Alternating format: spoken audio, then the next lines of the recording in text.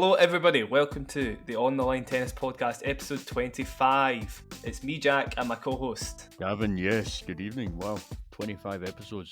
It's remarkable. You actually had to correct me. I thought it was the 24th episode, and it turns out it's the 25th episode. There's just First time I've ever so corrected many. somebody for miscounting in mathematics, so... First and last. First and last, for sure. Yes. It's been a heavy week. There's been so many tournaments. It was like 2 weeks of no tennis, Gav, and then it's like, oh my god, 7 tournaments on at once. The early morning starts as well, you know, that's the killer.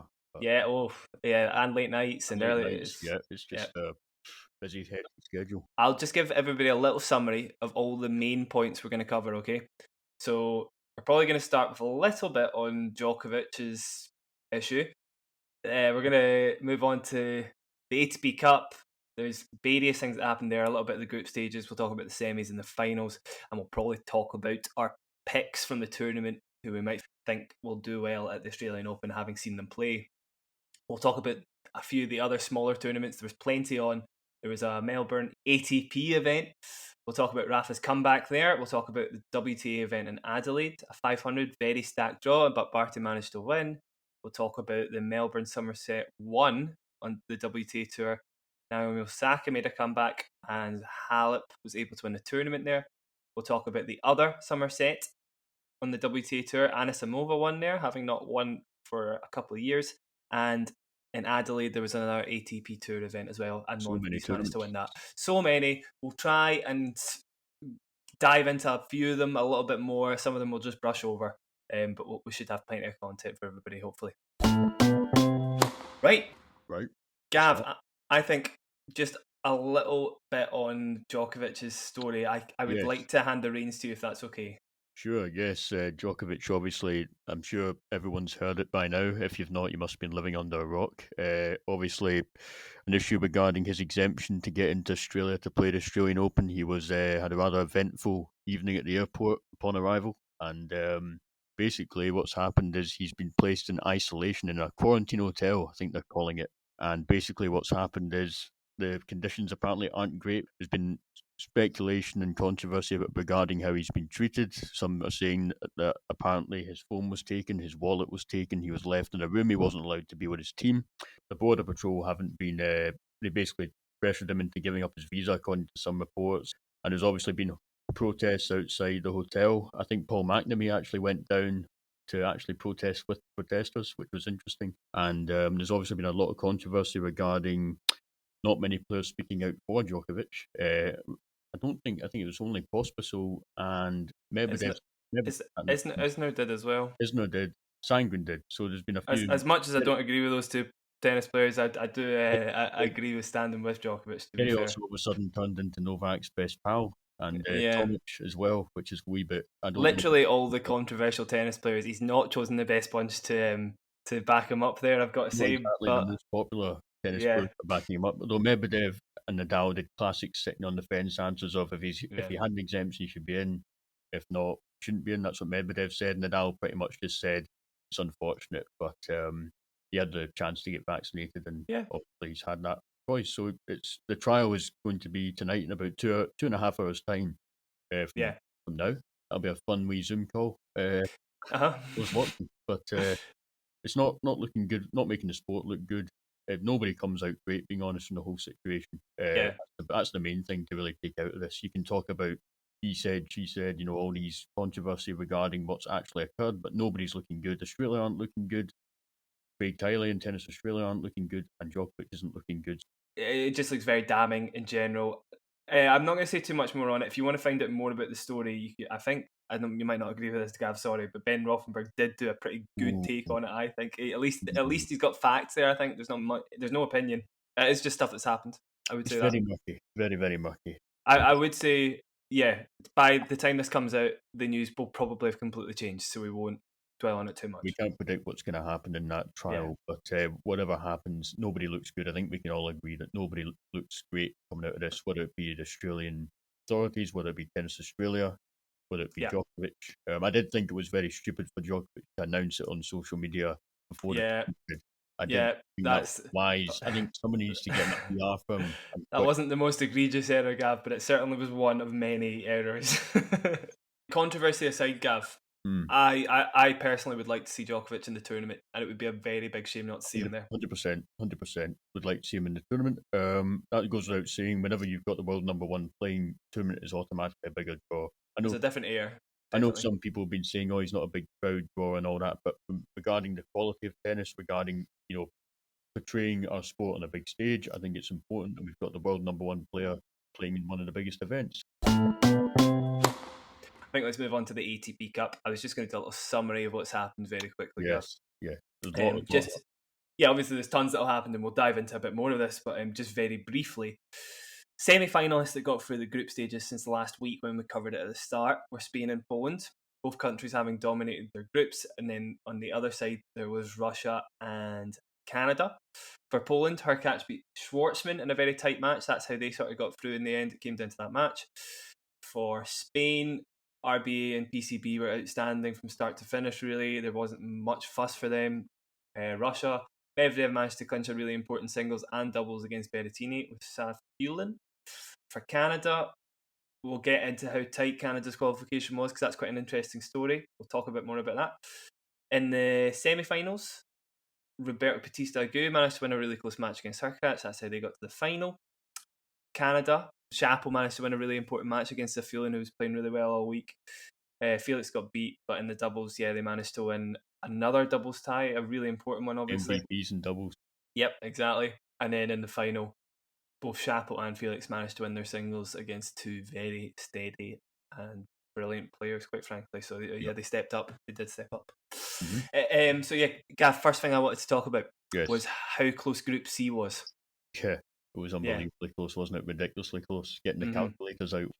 I was confused. I'll get into that. But yeah, I was confused at times. But obviously, Canada started off by losing their first four matches, so to actually qualify for the group in the end, with the UK, the US, and Germany in their group was group of death. Yeah, it was pretty bad. So yeah, for them to emerge victorious was very unexpected. It was. First part of the group I wanted to talk about. So obviously the UK managed to win two ties before Canada had won their second tie, and they did it by beating the USA. So I wanted to quickly talk about Evans v Isner. Evans got another win against a less than stellar John Isner. That was his third singles win of the tournament. But Isner was pretty poor. He only managed to win 7 points in return. About Isner. It was a bit of a nightmare day at the office. It was a shocker. Yeah, it was a shocker. But more about Evans, he managed to improve his record at the ATP Cup this year to 5-0. Amazing. That's not to be sniffed at. That's Andy Murray Davis Cup numbers right there. It is. Exactly, yeah. Unplayable stuff. Yeah, good to see him playing well again. I think after he got COVID at the end or second part of last season, he wasn't the same player. I think similar to Demon, I think when they got COVID afterwards, he didn't really play or be able to produce the same. Yeah, it takes time to get back to that. Especially for a professional athlete, they're having to be at the top of their physical form week in, week out, and that was inevitable they were going to struggle after that. But it's good to see him back, playing his best again, Definitely his best. And that's a very good point, actually, Gav. Yeah, I think people forget that. On the other side of the UK-USA draw, Norrie unfortunately lost to Fritz. That was their 9th matchup in their career. Both 24, 25 or so, and they're managing to play 9 matches already. Quite insane. Fritz, big serve and forehand combos, obviously. Norrie, flat backhand, super spinny forehand. Everything nice and caressed, but Fritz's firepower just managed to sort of see them. It could have went either way, obviously, but Fritz's firepower managed to sort of see Cam off eventually. Very interesting to hear the mid-match commentary from Taylor Fritz. So talking to his box is one of the highlights of the ATP Cup for me. Yeah. And what he said about Cam Norrie, he said both ground strokes are really tough. That one point in those two backhands, he skidded so insanely hard, like ridiculous. Just interesting to hear, players talk about that. I like that perspective. I don't like on-court coaching, but I think when you've got these team events, it's good because you've got different perspectives, not only the player's perspective, but the coach as well. Gives you a wee insight in what happens in the practice court on a day-to-day basis before matches. That's a good way that our sport could promote itself. More stuff like that. Definitely. If coaches during the match, I think about that. They do that a lot in like college football and all that. They interview coaches during the match. Why don't they do that? Go into the players' box, interview, I don't know, Marion Vida and all that. Is it? I suppose there's a bit when it's a single End player. of I a set, guess maybe. That'd you be quite a good time to do it. yeah, maybe you want to hold your cards to your chest, I guess, and that's Maybe, kind of that's maybe. why. But I just thought it was interesting anyway because sometimes you watch a match like that and you'll watch Taylor Fritz miss a forehand off a Yeah. really easy looking Norrie backhand, Mhm. and then you obviously realise in retrospect that obviously because you can't see the height in the ball when you're watching Yeah. tennis on Yeah. TV, you don't realise that ball was about a foot off the ground when he was hitting it. Yeah. It's just like such an insane ball that Cam hits. It is. And obviously both sides are like the polar opposite of one another, so it must be Yeah. so hard to deal with. It's just it's interesting. I really liked it. Yeah, no, it is, absolutely. Yeah, it's cool. And yeah, so then obviously Dan and Jamie managed to clinch their tie against Isner and Fritz. I won't get into that too much. We'll move on to Canada, who managed to beat Germany. So at this point, I wasn't, if Canada lost, we would get the UK in the final, basically. Yes, this is where everyone was getting behind Zverev to win. Yes, exactly. I was kind of a bit confused. Should I be supporting Zverev or not? But anyway, there was one for me, Gab. Just a little anecdote about the match. There was a break point at 3-all, 30-40. Zverev Yeah, hits a massive I backhand remember it. Yeah, cross court. Okay, yeah, you know the one. yeah, I'll I know say the for the one. listeners. He hits a massive backhand cross court and approaches the net. Felix gets there with a little time. So just in that split second, I was like in my head, do not lob that, Felix. Yeah, If you lob that, GB don't go to the final. yeah. And No.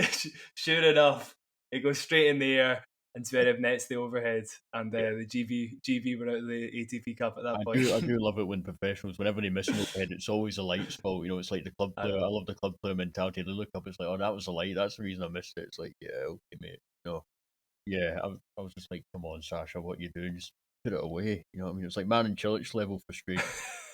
I was, to be fair, I was like, this is kind of funny that he's missed the overhead, but I'm also really upset that GB are out of the ATP Cup. It I was don't know how to typical because I didn't feel. think something like that was going to happen. And then when the ball went in there, I went, oh, no, no, no, no, no. And he missed it. I just thought, yeah, Yeah. it was coming. But I'll just that's just my story about that. I don't want to dive too much into those matches, but yeah, because mm, Canada won that match, they managed to qualify for the final. So at the mhm. semi final, so GB only just missed out by the skin of their teeth, unfortunately. So yeah, the other thing I wanted to talk about was the other interesting group I would say that managed to qualify Mhm. for the teams there. Sorry, that were in that group. Team Russia qualifying for the semis despite being underpowered. Some might say. Yes, it's Yeah, a feeling, so the hero. Sefulin v Sinner first, I would say. That was probably my favourite match from Sefulin, and obviously he ended up losing it. But Yeah, I thought the level there was outstanding. yeah, and I think it's great because these team events. Oh, I think it always happens that there's one player in these team events that you might not have heard of or might not have followed as closely, and they always perform at their best in the team environment. And there must be something psychological to do with that, whether it's the fact they've got team, the thought of playing for a country, or Could be playing with Medvedev. could be playing with Medvedev. Maybe that's how Karatsev started his renaissance. Maybe seeing them practice, I think, was a big thing for him. You know, Yeah, watching how they played, and that's what he kind of took into his own game. But yeah, no, you always see a storyline like that. But it was good to see Saffielin play so well, and he dug Medvedev out of a hole on numerous yeah, occasions. he did. He did. So Yeah, and in that match, honestly, Sinner's level was bloody mental, like top five or something like that. yeah, And I think that's the only reason it was straight sets because I mean there was so many break points that Sinner just kept delivering first serves on. Sinner just way too good, and yeah, so he actually had a set point in the first set. So feeling ended up double faulting on it. Could have went either way. Brilliant match. Yeah. yeah. The other match I want to talk about, I've got a bit of a spiel here, Gav. So just bear with me. That's the stats king has got. I've got plenty of stats on this one. Yeah, Medvedev Berrettini, one of the matches of the tournament for sure. Such high quality. Very interested to see how the match panned out. yeah, First thing I'd say, so the first set shows you the difference between a good serve and a great serve, I would say. Firstly, sorry, the score was 6-2, 6-7, 6-4. So the first set kind of went quite quickly, and I believe it was because Berrettini didn't quite find his spots. So he's trying to absolutely out hit Medvedev, basically hit massive serves to sort of hit through him. Obviously, never going to work. I'm sure he was trying to place it, but that's not what ended up happening. And yeah. by You the always lose that accuracy when you go for power. exactly, yeah, big mistake because Medvedev, he got a ton of balls back. I think he got 30 out of 35 serves, if I remember rightly, back in the court, which is mad against potentially the best first serve in the world. Yeah, it was demon Certainly. there light numbers against Berrettini. Berrettini was really good Mhm. at the cleaners on return, wasn't he? Yeah, he was. I know. Yeah. So I mean, he got beat by 2 quality opponents. I don't think he'll be very unhappy with his level, to be honest. So yeah. Anyway, yeah, that kind of just went by very quickly. Mm-hmm. Interesting that Medvedev had double the amount of reaction time that de Minaur had, by the way. So obviously they're the polar opposites in the return scale. I think it was 0.5 seconds and 0.85 seconds. So he's standing further back, but that's remarkable. Yeah, that's what 7 meters from the baseline and 0 meters from the baseline does to reaction time, obviously. Cool. So yeah, by the second set, it got a lot more interesting. Berrettini managed to start getting that wide serve perfect, basically. Started to use the wide serve and forehand combo that led into a lot of easy service points. Started to get an idea of why the guy 100% deserves to be in the top 10, but he couldn't break once against Medvedev's serve. Unfortunately, Medvedev able to lock him into the ad court over and over again using that glorious backhand of his. Mm-hmm. Berrettini not able to get enough forehands, and when he did, he wasn't making all of them due to how uncomfortable he was. Obviously, trying to get out of that pattern of play. Totally. Yeah, very difficult. Game in which he was broken in the third, he made 3 forehand unforced errors, so it gives you an idea of why Berrettini lost the match and how close the margins were, because that was the only break of serve in the second and third sets. But yeah, I can see this matchup being close at some point maybe, but unfortunately the stars would have to align for Berrettini as the backhand to backhand. 100% be a grass That's exactly what I was going to say. Because the backhand to backhand at the moment, strength to weakness dynamic they've got between the two is just like way too big. It's night and day, isn't it? Really, at that level. Yeah. But it's just interesting that Berrettini still managed to be close, is what I'm saying. Because absolutely. Yeah, Berrettini played very well. I mean, you consider Berrettini has been injured, since the Nito ATP finals coming back. He played a very high level of tennis this week. Yeah, definitely. And definitely maybe on grass. He'd have to have a perfect serving day, but definitely maybe on grass. Interestingly, I think I said this in an article of mine I released, on clay, I would actually back Medvedev. I think Medvedev's going to play a hell of a lot better on the clay this year anyway, so that's early hot take there. He'll have been working on that, obviously, wouldn't he? Even if it means he has to get roll in the dirt like a dog or whatever it was he said, I can't remember, something along those lines. The tournament supervisor to qualify him. Was fantastic. Yeah, it was brilliant. So because of that match anyway, they managed to win a doubles against Sinner and Berrettini, and they qualified. Stunning stuff from Medvedev. I loved it. I was so in Medvedev's corner, so just brilliant to see. Moving on to the semis. Mm-hmm. Spain beat Poland, Canada beat Russia. I'll start with Poland. Very unlucky, weren't they, with Machak and the COVID, positive COVID test? Because obviously, I think the difference in ranking was extreme, wasn't it, between Machak? Is it Machak? How do you pronounce that? It's Myshak. It's Myshak, apparently. Myshak. I thought it was Mashak, but it's Myshak. Myshak. Mm-hmm. There was a huge discrepancy in the rankings, wasn't there? So it was like, it's always going to be difficult. I know Carreño Busta won it 1 and 2, but you can't really blame. There's nothing Poland could have done. You know what I mean? That's I think he's 700 in the world or so. Unlucky, very unlucky. And Hurkacz did his best, but obviously RBA is just RBA, isn't he? Yes, and I have, again, plenty to say about this one, Gab, because for me, best match of the tournament. Go watch it back if you haven't seen it. That was fantastic. That was just ridiculously good. RBA's level under pressure was a joke, especially that final tiebreak. I mean, nerves of steel. I think it was the forehand up the line, wasn't it? Like it was. Yes. Inside in forehand, I think. Inside in forehand. It was just classic RBA. Yeah, I've got some stats for you here, Gav, and I will be doing a full analysis in this one on my blog if you want to check it out. I really, really enjoyed this. I just thought I needed to do it justice, basically. Such an interesting match. RBA won the rallies in general. So I don't know, obviously might come across like that, but it's just interesting to hear that he won 63% of the rallies over 6 shots in the first and third set. The reason I say 6 shots is because 1 to 5, you've still got a bit of serve influence there. 6 shots, you definitely don't. Yeah, I think the second set he looked a bit exhausted, to be honest, so we can kind of discount that. He looked like, which is odd for RBA, but I think the humidity got to him a little bit because his level did dip a lot. But yeah, anyway, because of this dynamic where RBA was winning most of the rallies from the back of the court, again, a sort of a backhand to backhand situation, but not quite as simple as that, but close to that. Eventually, Hurkacz started to volley, and that made for such exciting tennis, I thought, in the third set. The wide serve in the ad court in particular. On the first serve, Hurkacz managed to win 22 out of 26 of those points. Because he lands that serve so well, so easy to come in off the back of that. So it's one of the reasons he was able to do that so well. when it was a rally, it wasn't so easy for him to come forward, which is why we saw a lot of these sort of weird moves, I guess. Yep. When he did nail that forehand down the line, it was perfect because it's a tough shot to nail, but if you get it right, especially with Hurkacz's forehand, which is a lot flatter than the normal forehand. Yep. So he did make a lot of unforced errors doing it, but when he did manage to do it, he needs to work consistency on. It's that forehand. Yeah. It can break when it breaks down. It can get ugly. It can exactly be Achilles for him. But and it's interesting, Gav, because I think it lost him the match, and here's my reason. Here's my reason why. When he got that forehand approach, he won the point every single time, apart from one in the match tiebreak, the third set tiebreak, and it was because he sort of rolled it in. He was so tentative with it. I don't know if you remember it. He kind of came in off. He didn't trust it. He 100% didn't trust it. You could tell. Tell. And Bautista Agut nailed a backhand at him that he just wasn't able to put in the court. That was quite funny. RB nailing it. Usually he just runs players ragged side to side, but he just went the fuck it, I'm smacking it straight at you approach. Ivan Lendl approach, which was quite funny to see. And it worked. It worked. But it was Hurkacz that got himself into that hole. So I mean that was the tiniest of margins, but that was it basically. Yep, that's professional tennis for you. Yeah, definitely watch it back. It's very good. If you haven't, listener, definitely.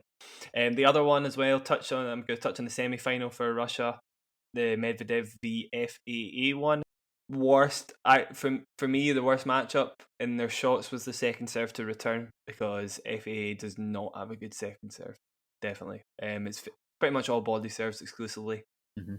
Medvedev just able to get into a rally. I mean, it's nowhere near an attacking shot. If not, it's a shot that's going to benefit Medvedev, to be honest. Yeah. As soon as the rally started, in fairness, FAA looked a little bit weak. His shots were nowhere near the lines and stuff, and he is quite good at that generally, sort of taking risks, but just nothing coming off eventually.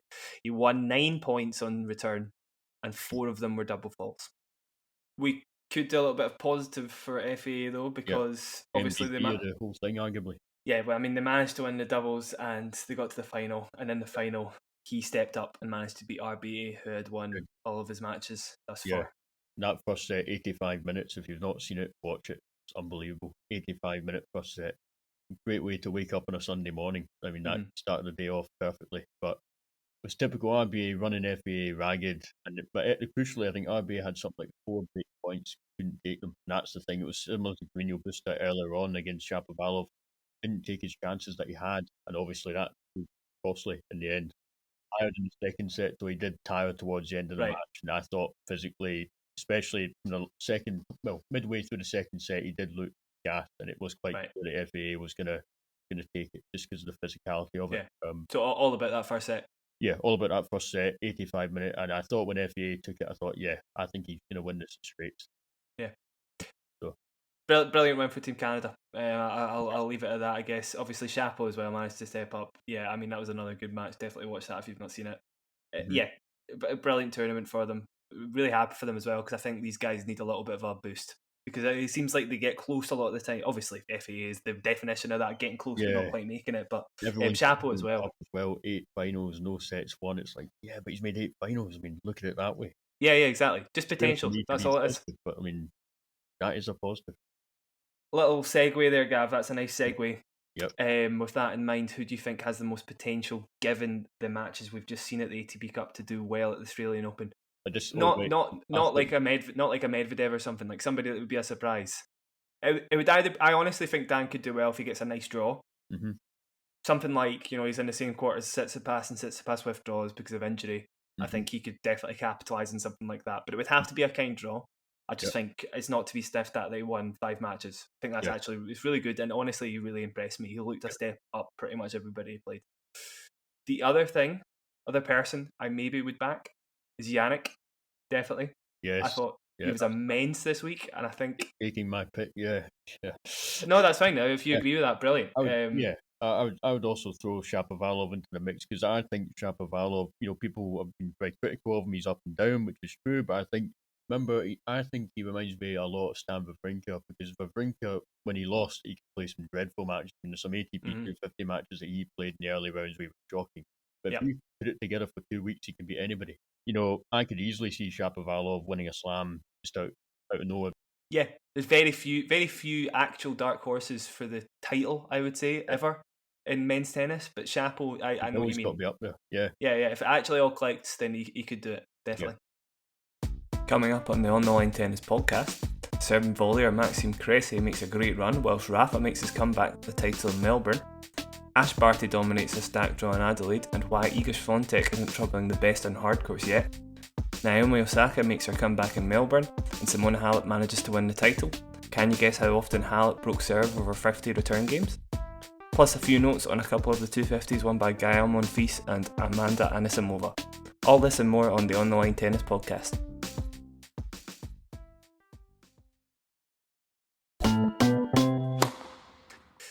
Right, that's an interesting little note to end on, the ATP Cup, I think, Gav. We can move nicely on to some of the smaller tournaments that happened this week. So the first one I was going to talk about was the Melbourne one on the ATP side, the 250 tournament there. Was it the Somerset? That's what it was called, wasn't it? Yeah, I think so. Or it was a nightmare actually finding out the name. I know exactly. I got them all mixed up eventually. This is the one that Rafa won anyway. We'll get on to that. Yeah. Quick bit about Andy. I do not want to talk about this too much because it was absolute trash. Watching it, I thought, yeah, you're going to be in hell for 2 hours. And I've got a wee analysis of it on my blog. Go read that if you're interested. I'm not talking about this. Yeah, it was rubbish. I want to talk about Reilly Opelka getting shat on. Have you seen this yet? That was absolutely fantastic. I loved how deadpan he was to the umpire. Like, yeah. I was telling him, you've got to wait. He goes, but it's got shit in it, and he's just I know. It's like, I'm not. I'll let people know what's happened first, just for a bit of context, because already that sounds like nonsense, Gav. what's nonsense a lot of the time anyway. So. Basically, a bird shat out of Paco's hat. He couldn't wear his new hat that he had because the logo was too big. Yeah. So the umpire was like, just wear that hat with shit on it. And Opelka was like, that's not going to happen, mate. Like, are you fucking kidding? And he couldn't not play because he couldn't play without a hat, because he has that big mop of hair. Tried the ball boy's hat, that was too small. And then it was just insane. That was evident in the first place. His hat would be too small for him, though. That was yourself trying to get it on, and it just wasn't that. I know exactly. It's like immediately I was like, that's not going to work. And then he put this like tiny little hat in his head. At your pal, like. It was very funny. All got resolved in the next game. He got a hat from the officiator first, and then his coach came down with a new hat for him. Just funny. Very, very funny. I'd like to talk about, on a serious note, Cressy instead. Yes, serving volley. It's all over again. So yeah, 6'6" American, 24 years old, serving volleys pretty much every point. In fact, does every point. Yes, beat PCB at last year's US Open in the first. Yes, he did. Yeah, after saving match points, and we'll talk about that in a second. Mm-hmm. He serving volleys on his second serve as well, pretty much the same size as his first serve. I think the disparity between the two isn't much at all. Started serving volleying apparently when he was 14 years old. I don't know if you knew that, Gav. I didn't know that. You've proper dug into the records there. Yeah. So really late, technically, for a tennis player to start adopting a new tactic completely. He said, my goal is to make serve and volley huge in 10 years. So the guy's been grinding in the Challenger Tour recently, won a lot of titles only at the end of this last year. Yeah. Yet to play on clay. We don't need to get into that like in his career ever. But he only plays on hard courts. But I mean, as you'd imagine, it makes sense. But still, he picks out like literally. So I don't know what he's going to do during the clay season. Like, he might just go play challengers again, even if he's like 30 in the world. Apart from Opelka's performance in Rome last year, big servers can play well in clay. Yeah, they can. Serving volleys though. Again, me being positive twice in a podcast is very rare. I mean, but yeah, you're looking at positive. Serving volley. The serve gets weakened. The volley gets weakened. It does, but if you get enough kick in that serve, it can be difficult to get it low over the net. So I think Opelka's a freak case, to be fair. Opelka literally like kicks serves off over people's heads. He does. I want to talk about that actually. Cressy v Opelka, very quickly. Yeah. Opelka was only able to break once. Cressy didn't break any time during the match. Obviously, Cressy with some clutch break point saves throughout the match. He's very clutch in general. That's why I wanted to talk about this. Yeah. Roll of the dice tactics paying off from so many times. Mm-hmm. 2 match points saved in the third set tie break, both with clutch serving volleys. Mm-hmm. I think anybody who gets him in the first round of the Australian Open is going to be in for a nightmare because he's not going to be seeded. Obviously, he's nowhere near seeded. Obviously, that would just like be 70 or so. the king of Novak Djokovic's woes if he's allowed to I play know. against Cressy first round. Yeah, exactly. Yeah, he also saved 3 set points incidentally against Dimitrov in a semi-final. Yes, he did. So sure enough, he did have a set point against Rafa in the final. And he was break up in the second set as well. Yeah. Mm-hmm. He's a clutch player, but he lost that set point.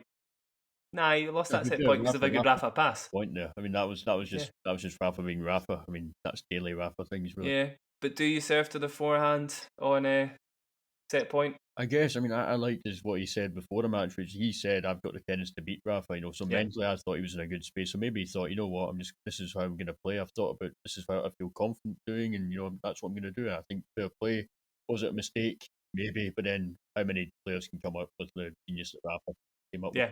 So, and I actually don't think the tactic's bad because you can rush the forehand. And my point is, he became so predictable when he did do that. Rafa was totally waiting for it. I mean, he was waiting for that. He was, he was literally leaning over to the left, and he absolutely nailed it. So nothing to do with nerves, nothing to do with not being clutch.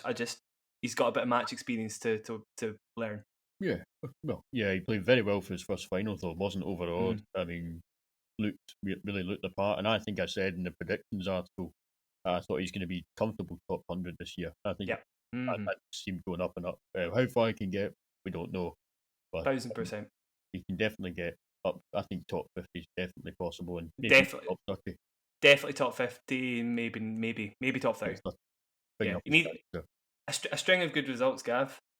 The guy rolls the dice every time. He makes it about 50-50, to be honest. It doesn't matter who he's playing. Interesting to see him play at Wimbledon, actually. That will be interesting. If he has to play like a Medvedev at Wimbledon or a Sinner, guys that aren't accustomed to grass, that will be a nightmare. Yeah, the guy could be in the bloody semis. Who knows? We're bigging him up already. I'm just saying. He could beat pretty much any member outside of the top 10 on grass. He could. Like, quite easily on grass. Yeah, 100%. That's a good early prediction, that. Yeah. I like that prediction, Gav. That's quite a good one to end on there. Oh, yeah, and obviously Rafa won a title. Sorry, forgot to talk about Rafa. First title in Australia that he won for 13 years. Really? Well, he doesn't play the smaller tournaments that much, does he? He doesn't, no. No, so fair enough. Yeah, something like that. Yeah. I just annoying for me watching Rafa just come back and casually win a title, and Andy's still to make an ATP semi-final. Greensburg gave him a walkover in the quarters. So how many matches did he play? Like 3 matches? Yeah, Greensburg would have been tough. It would have been tough. So Andy will get there. But Magnus played pretty well. I know you don't want to talk about that, but Magnus played 100% Magnus tennis. I mean, that's the best he's played, I think. I'm not going to talk about the match, Gav, but if you guys haven't seen it, go watch back Dimitrov and Van de Zandschulp. And we'll move on to the WTA event in Adelaide, which was the biggest tournament on the women's tour this week. Very, very stacked draw. Tons and tons of top players in there.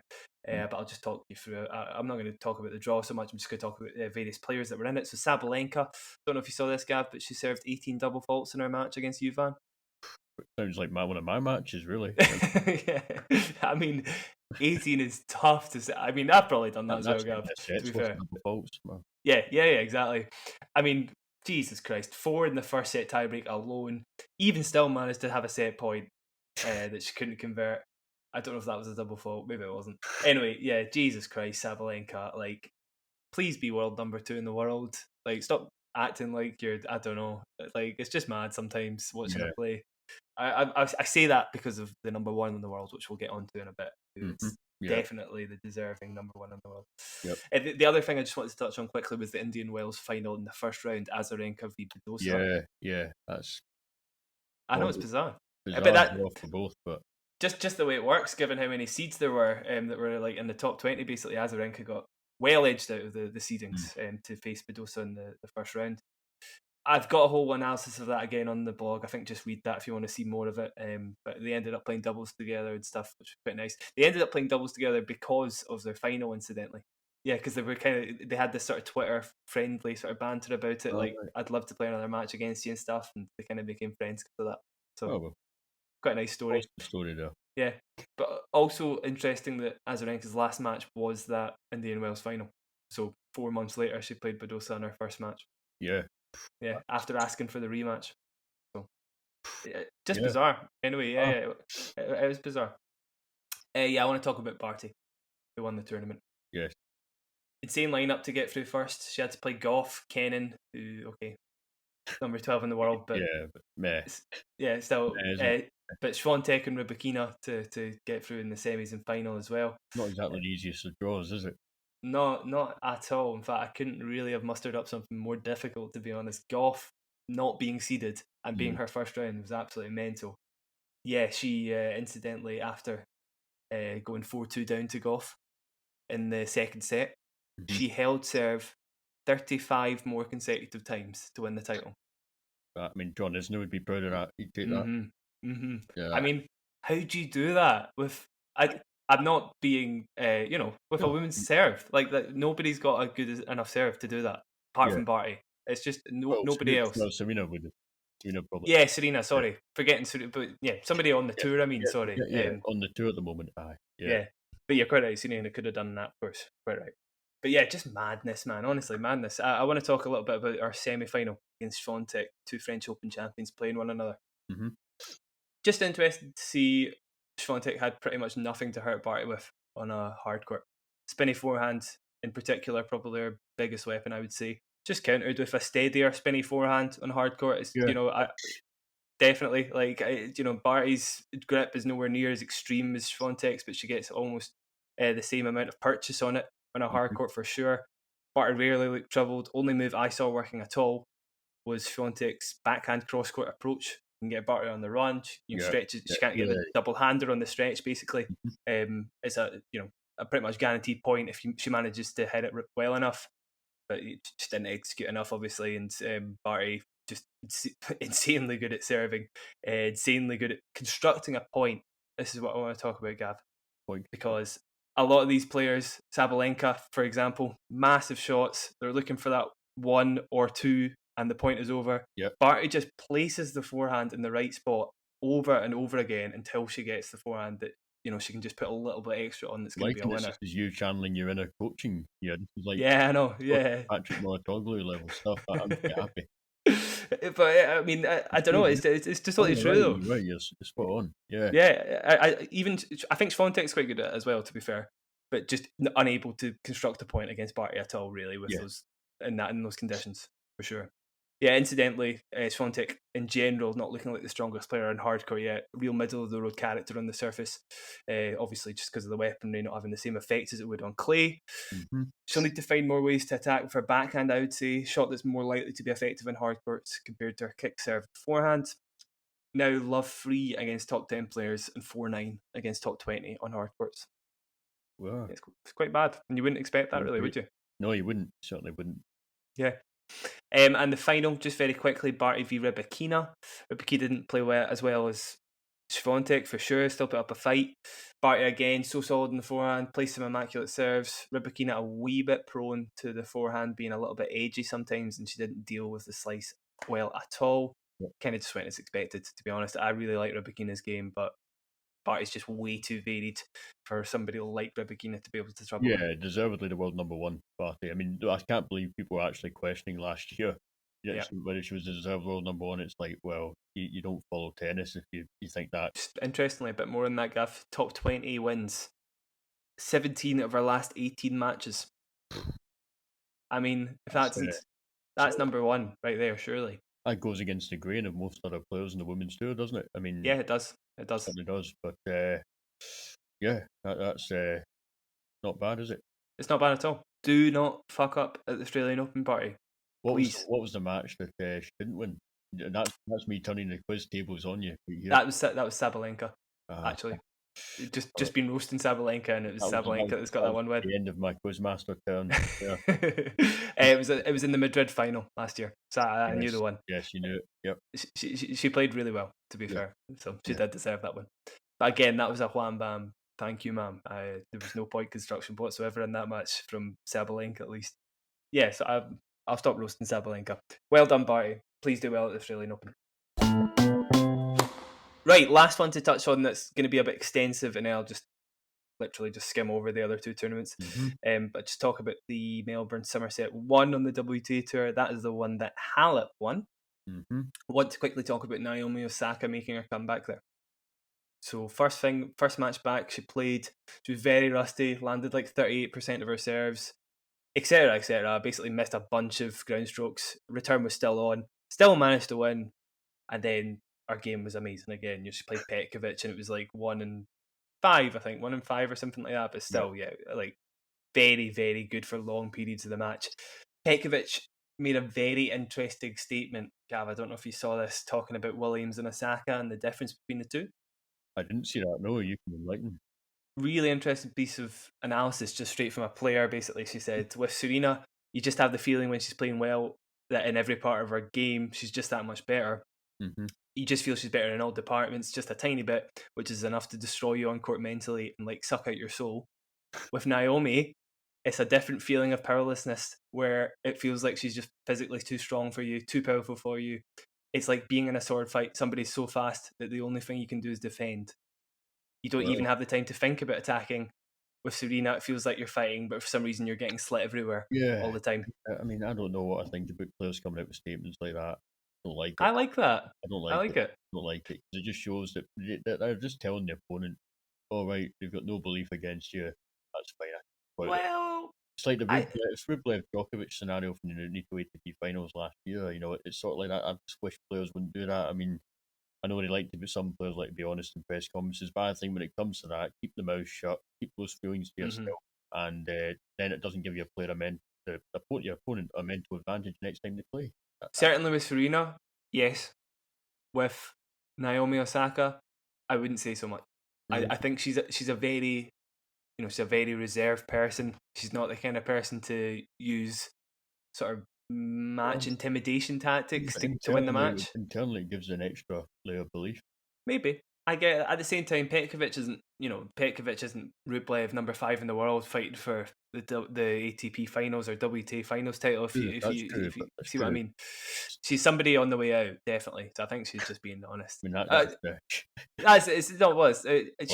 She's making a nice comeback, but she's in the twilight of her career, Gav. Is that okay to say? No, I'm a fan of the bluntness. Controversial, I guess, isn't it? Controversial. It's good fun. Okay. Quickly talk about Halep winning the title. Yes.